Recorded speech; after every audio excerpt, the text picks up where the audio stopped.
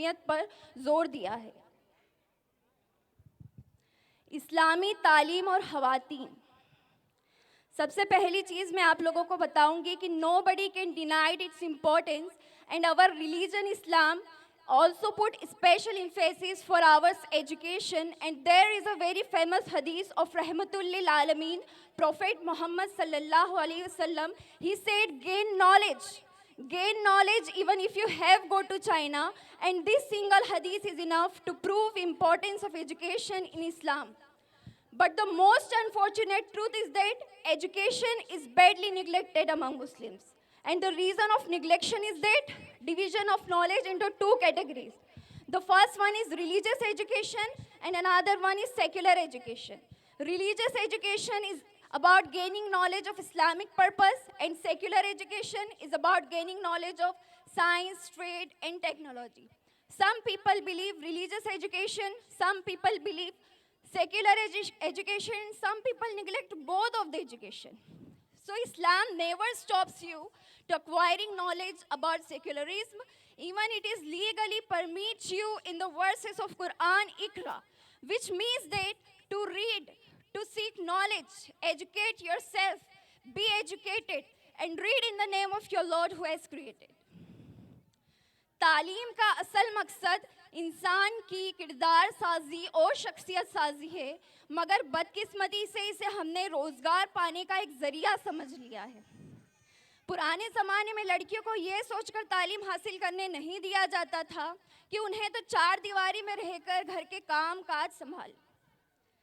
حالانکہ ایک تعلیم یافتہ عورت گھر کے کاموں کو ایک بہترین انداز میں سنبھال سکتی ہے، اور ایک تعلیم یافتہ عورت اپنے اولادوں کو بہترین پرورش دے سکتی ہے۔ تعلیم حاصل کرنا محض نوکری کرنے کو بڑھاوا نہیں دیتا، اور ہم لوگ اسی بات کو سوچ کر ہی تعلیم حاصل کرنے کے لیے لڑکیوں کو آگے نہیں بڑھاتے کہ انہیں تو آگے چل کر چولہا چوکھا یہی دیکھنا ہے، تو تعلیم کیوں حاصل کروائی جائے؟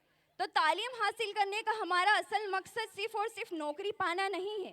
ویسے سب سے بڑی چیز یہ ہے کہ ہم آج دیکھ رہے ہیں ہمارے بیچ ہمارے جو آنریبل چیف گیسٹ موجود ہیں، وہ آج اتنی بڑی بڑی پوسٹ پر ہیں کہ ان کو دیکھ کر کے ہمیں موٹیویشن ملتی ہے کہ ہم بھی اس مقام تک پہنچیں اور ہم بھی اپنے دیش اپنے پریوار کا نام روشن کریں اور بہت آگے تک جائیں۔ اور میں یہاں پر بیٹھی تمام طالب علم میری بہنیں جو ہیں، میں ان سے گزارش کروں گی کہ وہ بھی تعلیم حاصل کریں اور بہت اونچائیوں تک پہنچے، کیونکہ اسلام نے ہمیں منع نہیں کیا کسی شعبے میں جانے سے۔ ہم ہر شعبے میں جا سکتے ہیں، لیکن ہماری درس فاطمی ہونی چاہیے، ہمارا انداز فاطمی ہونا چاہیے، ہمارا حلیہ فاطمی ہونا چاہیے، اور ہماری نگاہیں اپنے مقصد خلقت پہ ہونی چاہیے۔ تعلیم ہم جو بھی حاصل کریں، اس تعلیم کا مقصد ہمیں خدا کے قریب کرنا ہو۔ اگر یہ تعلیم ہمیں خدا کے قریب نہیں کر رہی تو یہ تعلیم ہمیں برباد کر رہی ہے۔ اسی بات پر علامہ اقبال لکھتے ہیں کہ خودی کو کر بلند اتنا کہ ہر تقدیر سے پہلے خدا بندے سے خود پوچھے کہ بتا تیری رضا کیا ہے۔ اور میں یہ بات بھی بتانا چاہوں گی کہ جو ایک تھوڑی فلاسفیکل بات ہے کہ جو تعلیم ہے اس کو ہم لوگ منزل سمجھتے ہیں، لیکن تعلیم جو ہے وہ راستہ ہے اور علم منزل ہے۔ اور جو تعلیم ہمیں منزل تک لے کر جاتی یعنی علم تک لے کر جاتی ہے وہ چیز ہے تربیت۔ اگر ہم تعلیم کو تربیت کے ساتھ ملا دیں تو ہم منزل کو آسانی سے پا سکتے ہیں۔ اگر ہم تربیت کو الگ کر دیں، تعلیم کو الگ کر دیں تو پھر ہم منزل آسانی سے پا نہیں سکتے، کیونکہ جو تعلیم جو راستہ ہے وہ ہمیں منزل تک تبھی لے کر کے جاتا ہے جب ہم تربیت کے ساتھ آگے بڑھیں، کیونکہ تربیت جو ہے وہ اس چیز کو شو کرتی ہے، ہمیں راستے میں ایک اجالا فراہم کرتی ہے اور ہمیں بہت آگے تک لے کر کے جاتی ہے۔ اب دوسری چیز یہ ہے کہ سب سے پہلے ہم لوگ یہ سمجھے کہ علم کیا ہے، تو علم کیا ہے کا جواب وجود کیا ہے میں ہے۔ ہمارا وجود کیا ہے، ہم کیوں اس دنیا میں آئے، اور ہم اس دنیا میں آئے تو ہمارا کیا وجود ہے اس دنیا میں آنے کے لیے۔ تو سب سے پہلے اگر ہم اس چیز کو سمجھ لیں تو ہم لوگ یہ بھی سمجھ جائیں گے کہ ہم لوگ دنیا میں آئے ہیں تو ہمارا مقصد کیا ہے دنیا میں آنے کا۔ تو سب سے پہلے جب ہم اس چیز کو سمجھتے ہیں تو ہمیں قرآن شریف میں اللہ تعالیٰ فرماتے ہیں اقرا بسمی ربک الذی، سب سے پہلی آیت جو اتاری گئی ہمارے نبی پر، اقرا بسمی ربک الذی خلق خلق الانسان من علق، یعنی پڑھو اس رب کے نام پر جس نے تمہیں پیدا کیا. سب سے پہلی چیز ہمیں یہی بتائی گئی اور ہم اسی کو نگلیکٹ کر رہے ہیں. ہم تعلیم میں آگے نہیں بڑھ رہے ہیں، تو ہمیں تعلیم میں سب سے آگے بڑھنا ہے. اور میں تمام یہاں پر موجود لڑکیوں سے گزارش کروں گی کہ آپ سب بھی تعلیم کے میدان میں آگے آئیں. آپ کا جو انٹرسٹ ہے آپ اس فیلڈ میں آگے بڑھیں، اور اس فیلڈ میں آگے بڑھ کر آپ کو جہاں پہنچنا ہے آپ وہاں تک پہنچیں اور ایک اپنا اہم مقام بنائیں اس معاشرے میں. میں ایک چیز اور بتانا چاہوں گی کہ دہلی کے جو اسکول آف آرٹ ہے وہاں پر اس دروازے پر پرشین لینگویج میں ایک بات لکھی ہوئی تھی جو کہ ایک انگریز کے دوارا لکھی گئی تھی. انہوں نے کہا تھا کسب کمال کن کے عزیز جہاں شوی، یعنی اپنے ہنر میں تم بہترین ہوتے چلے جاؤ، دنیا کی نظروں میں تم عزیز تر ہوتے چلے جاؤ گے. اور دنیا کی نظروں میں ہم تبھی عزیز تر ہوں گے جب ہم اپنے کمال میں بہترین ہوں گے. تو سب سے پہلے ہمیں اپنے آپ میں بہترین ہونا ہے، تو ہم دنیا کی نظروں میں خود بخود بہترین ہوتے چلے جائیں گے.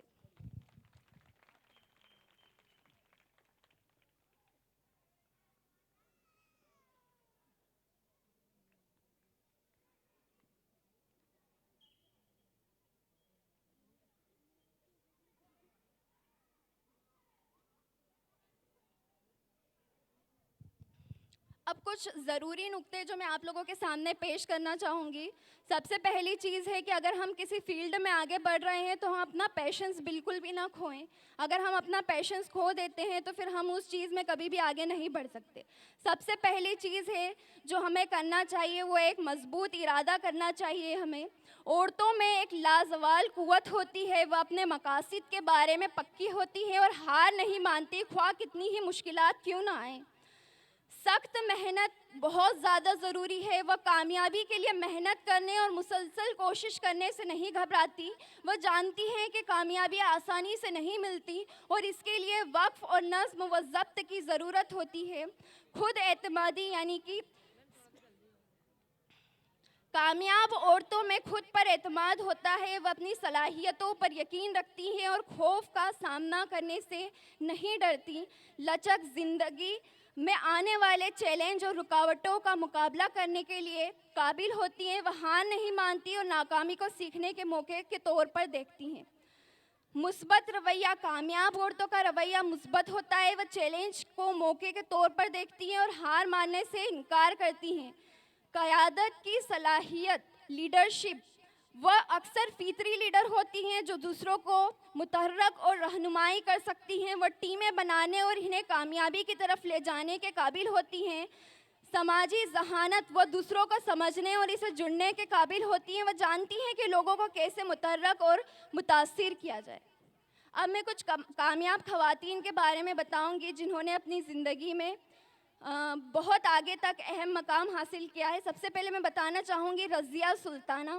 ہندوستان میں دلی سلطنت کی حکمرانی کرنے والی پہلی خاتون تھیں رضیہ سلطانہ. ایک ہنرمند فوجی رہنما تھی جنہوں نے توقعات کو چیلنج کیا اور 13ویں صدی میں ایک طاقتور ملکہ بنی. فاطمہ الفہری وشو ودیالیہ کے روپ میں جانے جانے والی دنیا کی پہلی سنستھا فیض موروکو میں الکاورین وشو ودیالیہ کی سنستھاپکا تھیں. 859 عیسوی میں استھاپت یہ وشو ودیالیہ آج بھی چالو ہے. فاطمہ نے اپنی وراثت کا اپیوگ مسجد اور وشو ودیالیہ بنانے میں کیا اور شکشا کی اگرنی بن گئی. ایک بار میں پھر کہنا چاہوں گی انہوں نے دنیا کی سب سے پہلی یونیورسٹی بنائی تھی. یہ بھی ایک لیڈی تھیں. فاطمہ شیخ تعلیم کے میدان میں بھارت کی ایک انقلابی شخصیت تھی. ان کو پاکستان اور ہندوستان میں پہلی مسلم خاتون کے طور پر جانا جاتا ہے. 19ویں صدی کے وقت میں جب لڑکیوں کی تعلیم کو عام نہیں سمجھا جاتا تھا انہوں نے سماجک روایت کو چیلنج کیا. سنیاسی ساوتری بائی پھولے کے ساتھ مل کر انہوں نے 1848 عیسوی میں لڑکیوں کے لیے ہندوستان کا پہلا اسکول قائم کرنے میں اہم کردار ادا کیا. ان کی کوششوں को कदामत पसंद तबके की मुखालिफत का सामना करना पड़ा, लेकिन फातिमा शेख का लड़कियों को तालीम देने का अज़्म मुस्तकबिल की नस्लों के लिए राह हमवार करने में मददगार साबित हुआ। बेगम कुदसिया एजाज रसूल भारत के इतिहास में एक बहुआयामी नेता थी, जिन्होंने अमिट छाप छोड़ी। संविधान सभा में एकमात्र मुस्लिम महिला थी। उन्होंने एकजुट और धर्मनिरपेक्ष भारत के निर्माण में महत्वपूर्ण भूमिका निभाई। मुस्लिमों के लिए अलग धार्मिक सीटों के विरोध उनकी वकालत ने एक अधिक समावेशी संविधान को सुनिश्चित करने में मदद की। उनका प्रभाव राजनीतिक क्षेत्र में आगे बढ़ा। बेगम कुदसिया महिल खेलों की हिमायती थी। उन्होंने राष्ट्रीय महिला हॉकी संघ के अध्यक्ष के रूप में काम किया और इस खेल को बढ़ावा दिया। वह एक समर्पित समाज सेवी भी थी,